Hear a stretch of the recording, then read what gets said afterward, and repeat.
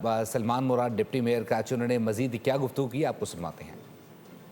ہماری ریسکیو ٹیمیں فل فور روانہ ہو چکی تھی، فائر ٹینڈرز کی گاڑیاں 1122 کی ریسکیو ٹیمیں جائے وقوع پر پہنچ چکی تھی۔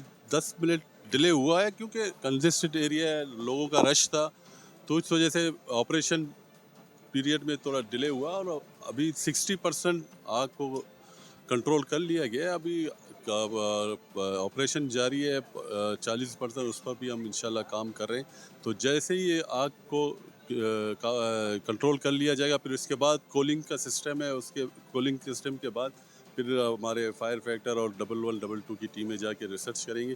اس کے بعد آپ کو فیکٹس اینڈ فگر آپ کے سامنے میڈیا کے سامنے شیئر کر دی جائے گی۔ اور وزیر اعلیٰ سندھ صاحب کل رات سے ہی خود مانیٹرنگ کر رہے تھے اس آپریشن کا، پل پل رپورٹ لے رہے تھے، اور آج صبح بھی انہوں نے مجھ سے رپورٹ لی ہے، اور چیف سیکریٹری صاحب بھی فیلڈ پر موجود تھے۔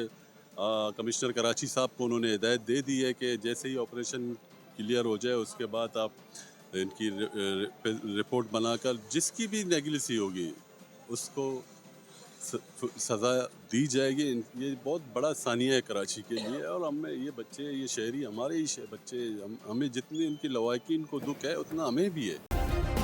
سبسکرائب کریں اور بیل دبائیں تاکہ کوئی خبر رہ نہ جائے۔